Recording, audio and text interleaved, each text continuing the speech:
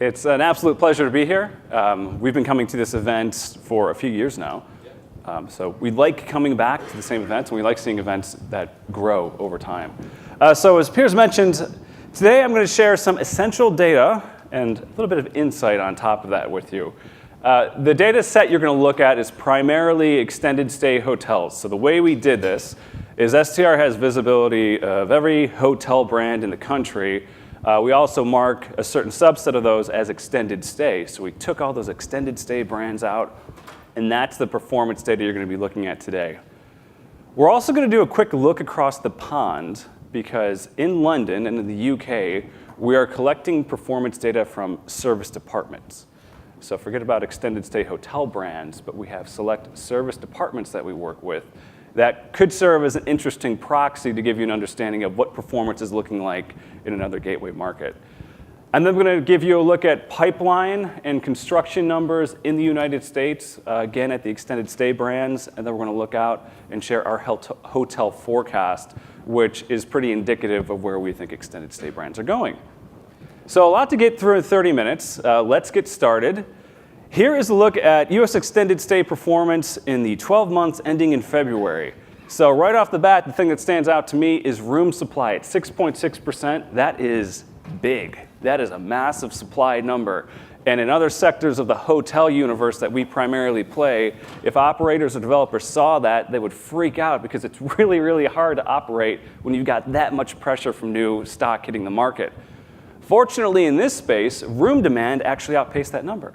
So 7.6% demand growth is phenomenal, and that's what gives you that net, let's call it a 1% gain in occupancy to 75.8% for the total US. Maybe on top of that strong demand growth, operators felt confident to increase rates. That's why you see a pretty healthy gain of 3.3% there, which leaves you with a 4.3% RevPAR gain, that's revenue per available room, and healthy room revenue growth as well of over 11%. Now on the absolute values, I've highlighted ADR and RevPAR in STR teal, which I think is a pretty color. But I've also done that because those are records. Never before in the industry's history have, on a 12-month moving basis, have we recorded rates that high or RevPAR that high. Now occupancy missed out on its record only slightly. In October of 2015, that was the record for occupancy. But overall, you look at the slide, and despite that pressure from supply, the industry is in fairly good shape. We've got really strong, steady performance. Let's dive in a little bit. Okay, so demand growth and supply. We're starting with supply here, and you see what was something that the entire hotel industry was dealing with going into the global financial crisis, a significant infusion of new supply, a lot of new stock hitting the market at the worst possible time. Everybody freaks out, and then you see that supply number drop off precipitously. But since that time, since it bottomed out in mid-2012, development has slowly and steadily been picking up pace. And that's why we get to 6.6 where we are today. The demand number, because it's a lot easier to rent properties, was much more volatile. So we saw it bottom out in 2009, but then as things started to recover, a significant uptick in performance in 2011. 2012 was a difficult comp, but roughly since 2013, like supply, you've seen steady, slow growth.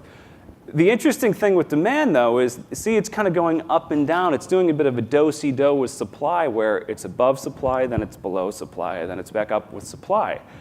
And I've highlighted here the two areas in which supply has outpaced demand, and those obviously are bad times to be in this space. And if you overlay and look at where occupancy fell, you kind of see that's the hit. When demand is outpacing, or when supply is outpacing demand growth, that's when occupancy goes into negative territory. That's not the type of situation you want to see. We did have a period like that most recently in the end of 2015 and into 2016. Fortunately, 2017 was a fairly healthy year. While occupancy gains were not significant, they were still gains, which is something we always like to have happen. A different way to look at this is to understand, okay, so this is the occupancy number for the total US, but to paint with that wide of a brushstroke, it's hard to kind of understand what's going in different pockets or different product types. So I took this and I broke it down and I bucketed the total number to what we call kind of our lower tiered extended stay offerings, which would be economy, mid-scale, and upper mid-scale, and then the upper tier, which would be luxury, although there's not a lot there, but an upper upscale and upscale. And it gives you a better understanding of the top half of the market and the bottom half of the market. How do those contribute to the overall occupancy numbers? This right here, the blue bars, that's the lower half of the market. And you see the lower half is always going to be more volatile. Okay? When things go bad, the lower half typically drops off more quickly. It drops off more significantly. But on the plus side, when things start to recover, it recovers more significantly. It recovers more quickly. Versus the upper half of the market, which is never going to grow or dip to the extent that the lower tier does. And you see it play out here as well. If we zoom in on the past 3 years to give you an understanding of how this is playing out most recently, you can see the same dynamics hold true. So the blue bars, that's the lower half of the market. It's always going to be a little bit higher on the growth side and a little bit lower on the dip side of the total market, whereas the upper half is never going to be as volatile. It's never going to be as significant, and it kind of trails where the overall market is. So if you see that dip, the upper half was a little bit slower to go into negative territory, and it never got as bad as the lower half of the market. The good news in all of this is that occupancy is very, very high. On average, while we see some seasonality on the shoulder months of like January and December, on average, the market's doing very, very well. Operators are selling on nearly 8 out of 10 rooms every single month, which is a really good place to be. The byproduct of that, though, is it gets a little bit more difficult to continue to sell more rooms. When you're at a place where you're selling 8 out of 10 rooms, it becomes very hard to begin selling 9 or 10 out of 10 because the way the week plays out, it's very hard to do that. And we'll talk about that a little bit further. But for now, let's take a look at where ADR is. So here's occupancy for a baseline. And ADR is in red. So no surprise that occupancy typically pulls ADR down when it gets really bad, or it could bring ADR up if occupancy improves significantly. And that's what you see playing out here. Despite those periods of volatility as a result of the global financial crisis, we have been operating in a relatively stable environment since around 2013.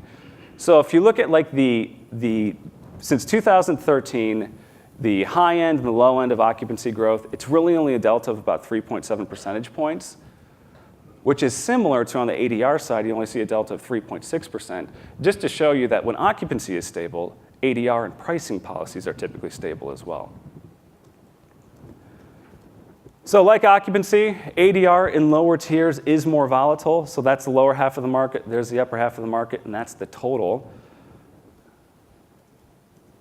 And then if we zoom in on the past 3 years, again, you see that playing out. So since 2015, the lower end of the market actually has been posting stronger occupancy growth numbers.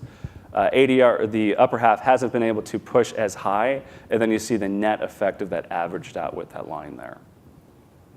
But overall, the ADR story is good. You see all those bars on the right side of the x-axis, which is exactly what you want to be seeing at this point in the cycle. And on an absolute basis, ADR is now hovering consistently over the $100 a unit mark, which is fairly healthy. So that's good to see. Let's turn to RevPAR. So the combined inputs of occupancy growth and ADR growth gets you RevPAR. RevPAR is a very good story to tell because we are operating, as of February, it was 96 consecutive months of RevPAR growth. 96 consecutive months. So that is the same as the broader hotel industry. The hotel industry is also posted 96 consecutive months of growth, but for extended stay, the same healthy story there, which gets us really the 8-year birthday of RevPAR growth, which is nuts to think about because I've got a 4-year-old son, and to think that RevPAR in this cycle is nearly twice as old as he is mind-boggling for me. One of my colleagues presented this at a conference a few months ago, and I think he actually sang the happy birthday song on stage. I'm not going to do that for you, but I just wanted to highlight the fact that RevPAR story is fantastic. So where is the RevPAR contribution coming from? Is it more of a rate story? Is it more of an occupancy story? Here is occupancy, here is rate, and there is RevPAR, and it is very clear to see that ADR is what's giving us the RevPAR boost. Growth in ADR is what's pushing that RevPAR into such strong growth numbers as well. And this gets back to what I was telling you about occupancy. If you're selling 8 out of 10 rooms on average, it's hard to move that lever. It's a lot easier to move the lever on the rate side of things, which is why you have a strong RevPAR story right now. Here is RevPAR on an absolute month-by-month basis. Again, good. You have ADR of consistently above 100. RevPAR is nearing that consistent like $90 mark. And it's looking to continue to increase as time moves on. So this is the day of the week analysis. This should not be a surprise to any of you in this space, but it's sometimes good to see how the numbers play out. Tuesday and Wednesday are always going to be your strongest nights. Middle of the work week, that's your prime business travel. It's good to see that Thursday and Friday don't drop off too significantly, and then you're getting a little bit of a boost into Saturday. Now, this playing out on the extended stay side is a reflection of there's a lot more leisure travelers who are viewing this type of supply as a fine alternative to a traditional hotel room. In some cases, an extended stay room, and anecdotally, and some other things we've seen, serviced apartments are even a more viable, attractive offering, particularly for certain type of leisure travelers. Like if I was going to take my wife and 2 boys out somewhere, I'd rather stay arguably in a place that has separate rooms, a full kitchen, as opposed to a single room hotel. So you're seeing a nice healthy boost on Saturday, which is, I think, a pretty good success story to tell there. And you see that play out on the ADR side. Really good to see that ADR is not as volatile. So the delta between the days of the week is not as significant on ADR as it was in occupancy, which is showing some sophistication and diligence in pricing policies. Again, you see where the bread and butter comes in terms of demand. Tuesday and Wednesday are going to be tops, but Saturday, kind of an interesting dynamic playing out there as well. And that all leads into RevPAR by day of the week. Tuesday and Wednesday are the leaders, of course. And then you get healthy contributions on Monday and Saturday. Okay, so that was the US. Like I was saying, though, we collect serviced apartment data and corporate housing data across the pond. So here's just a little snapshot of what we've got going on in London and the UK. So in the United Kingdom, things are not as strong, generally speaking, this market as what we're experiencing for extended stay brands in the United States. Occupancy has actually been hovering in negative territory for the total UK. ADR, it's still growing, but 2%, not as strong as the 3.3 we're seeing over here. And when you combine those two together, you've actually got a negative RevPAR number in pounds. London is a lot stronger, which is good to see. Occupancy here is actually at 1.6%. And it's interesting that with occupancy being stronger, ADR in London is actually lower than the growth you're seeing for the United Kingdom at whole. Which gives you, when it's all said and done in London, RevPAR gain of 3.5% to 135 pounds. Here's how the numbers have played out over the past decade. So London is the light blue line in occupancy. The UK is the dark blue. A lot of ups and downs. So a lot of things that are kind of giving boost to the market and then creating difficult comps in the following year. And it's been particularly difficult most recently, where about 2015, you see the UK enter that negative occupancy territory, and then London kind of follows suit a little bit later than that. The good news is London is back into positive territory. We saw the UK trending in that direction, but it never quite made it, and then it started going down again. So it's a fairly difficult operating environment when you look at the total UK. On the ADR side, there's London and there's the UK. Things are better. So we're at least in growth, the growth side of the x-axis, which is good to see. But growth is not significant. It's fairly muted, particularly in London when you've got stronger occupancy numbers. It's just an interesting dynamic playing out right now. And then that takes us to RevPAR, where London is hovering in positive territory after their dip into the negative in 2016. But the UK, because of the difficult occupancy numbers and because of the muted ADR growth, is in negative territory in RevPAR. And it's been kind of bouncing around there since late 2015. So challenging environment when you look at the total UK. London's fairly better, but that's kind of our story across the pond. Oh, to give you the breakdown of RevPAR for London. When you look at where the RevPAR contribution is coming from, over the period of the past decade, it primarily has been a rate story. When you look at like 2011 through 2013, you see a lot more from the red bars, that's rate growth. And then most recently, in 2017, most of the contribution has been coming from the red bars, which is ADR growth. All right, so let's turn attention now to our pipeline. What do we got coming down the pike? How is it going to change or impact that 6.6% increase in supply we saw? So planning, which is the earliest phase of our active pipeline, there are 312 extended stay projects in the planning phase in the United States. Final planning is at 485, and then the in-construction number is at 352. So what does this tell us? It tells us that, at least for the foreseeable future, for the near term, that supply number, it's not going to go down.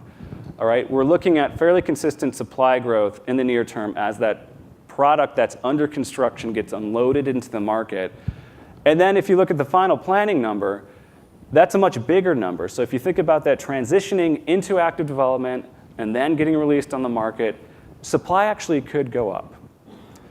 Not everything in final planning gets realized, and not everything in final planning gets realized quickly, so it's not going to get all dumped out in the market all at one time. But it is something to keep an eye on when you look about what's coming down the pike and how that could impact supply and underlying performance metrics in your market. All told, we've got more than 1,100 properties under contract right now in the United States.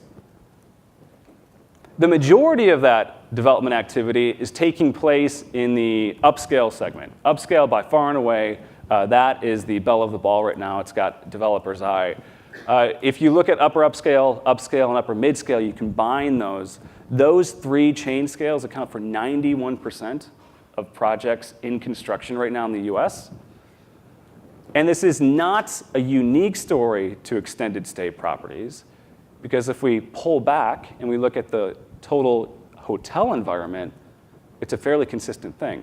The only difference here is you get much stronger contribution in development activity in upper mid-scale, where a lot of the limited service product lives that developers and operators can really yield effectively and get a strong return on.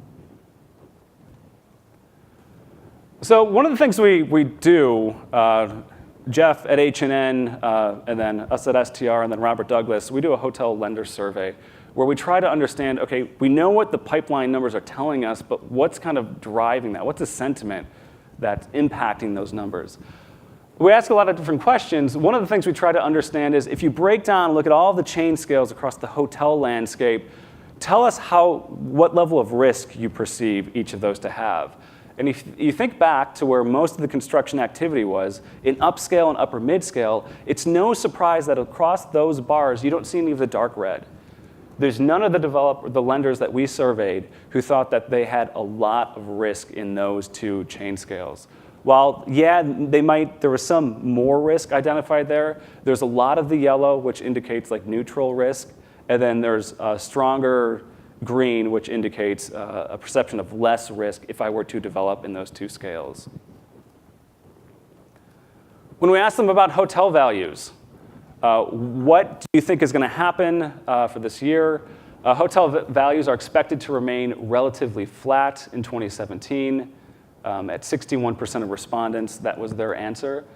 The good news is it's slightly more kind of optimistic than last year when you look across the total response pool.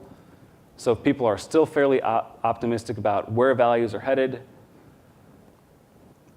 But we do think that hotel values, or our respondents do think that hotel values are expected to peak within 2 years. And it's kind of funny when you look at how that timeline plays out. Our responses have been fairly consistent. Like you see the 2 to 3 years numbers dropping off every single year. So next year, we're probably going to see more people answering within the next year or 1 to 2 years. And then what's the biggest threat to hotel portfolios?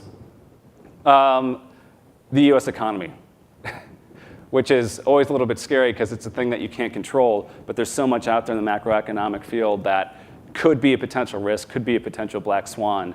that is the biggest threat. The next biggest threat is new supply. We talked about new supply for extended stay. New supply continues to be a story for the broader hotel environment as well. As more stock gets unloaded on market, it creates operating pressure for those already in market, as you well know.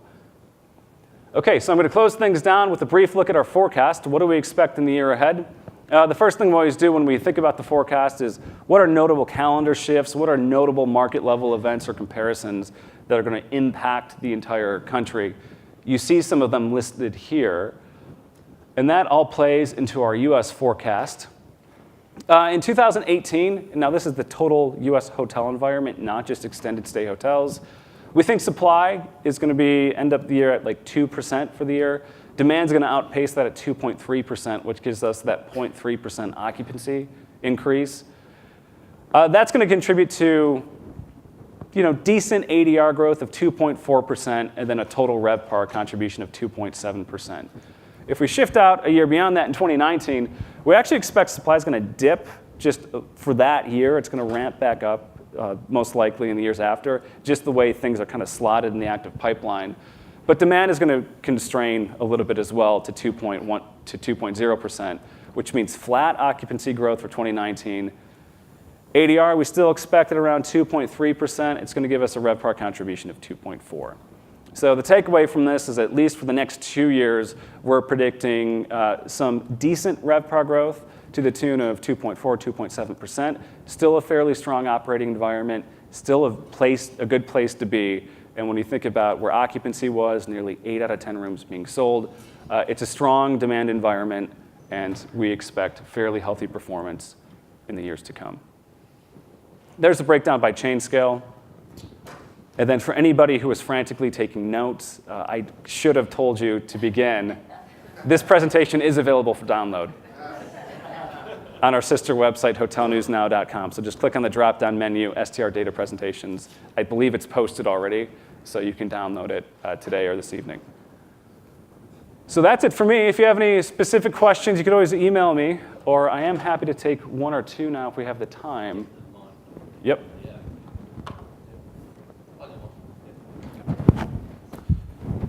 You talked about the UK having service department benchmarking. Are there any, would it be a good thing for the corporate housing service department, industry here to at least take a first step? It absolutely maybe? would. Yeah. It'd be a fantastic idea. And it's something that we're very, very keen to do. And we kind of explored at the end of last year. It was a little bit hard to get some momentum. So the plan of what we're doing right now is we're across the pond and we're taking our hotel methodology in this space and we're refining it because we want to give more actionable metrics for service departments, mainly around benchmarking unit types. So like studios against studios, one bedrooms against other one bedrooms. And we want to put some metrics around length of stay. So working with an active group of stakeholders in London right now to refine that methodology. And then once I've got something that I know works, the plan would be to bring that over here and to test that, kind of do a beta run, get feedback and make changes to it. But then I'd have something to bring to the table and then work with the people in this room and other committed stakeholders to think about rolling out to the industry at large. That would be the goal. All right. Anybody else? It's here. Yeah. Sorry. Aidan? Thanks. Yeah, good catch. Thanks. Good morning. Good morning. A couple quick questions, actually. You started by showing us some really good numbers around supply and demand. Do you have any information about how that compares to the non-extended stay hotel space? Yeah, so I don't have the exact numbers off the top of my head. I can tell you if you look at the hotel industry at large, supply is up. It's not as strong as what you're seeing on the extended stay side, and demand is outpacing supply as well. The place I would direct you to is on hotelnewsnow.com. In that same STR data presentations, there are presentations from my colleagues who are on stage all around the world right now. And the hotel-specific ones will have specific supply and demand breakdowns to get you the exact numbers. Excellent, thanks. And then one other, do you have thoughts on what's driving that demand in the extended stay space? Yeah, so the extended stay, it's just, there's a few things. I talked a little bit about consumers are becoming more familiar with that type of offering. Whereas in the past, it was reserved or marketed more toward business travelers who actually needed to utilize it for extended periods of time. Now I think it's become more in the mainstream. More families are beginning to utilize that, or just leisure travelers who want more space or different kinds of offerings. The other thing is, if you look at what brands are doing, they're spending a lot more time and attention in extended stay area on updating kind of the legacy players in the space, adding some new exciting offerings in that area. So there's a lot of brand and marketing clout behind it because it's a fairly viable offering for developers and operators alike. So you've got the fact that consumers want it, that brands are putting some effort behind it, and it makes for fairly strong performance numbers when all is said and done. Very good. Good morning. Good morning. Similar question, actually. I was curious to know about the length of stay. First, as far as your data, how do you define extended stay? And are you seeing any changes as far as length of stay or opportunities in that, as far as consumer demand? So full transparency, length of stay is not something we have very good visibility into. So I can't actually answer that question for you. So in terms of performance from a length of stay standpoint, I can't tell you. Our definition of length of stay is fairly dependent on how the brands defined it. So certain brands have different definitions of what they categorize as their length of stay offering. So some might say 7 and more days, some might say kind of 7 to 10 or 10 plus, some might say 5 plus.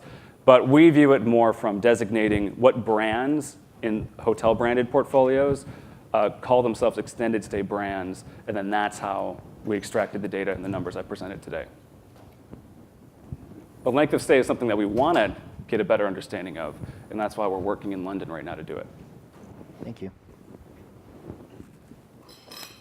Okay, if there's no other questions, I'm around all day, so please corner me, ask me anything, shoot me an email, because I'd love to hear from everyone. But thank you so much, I appreciate it.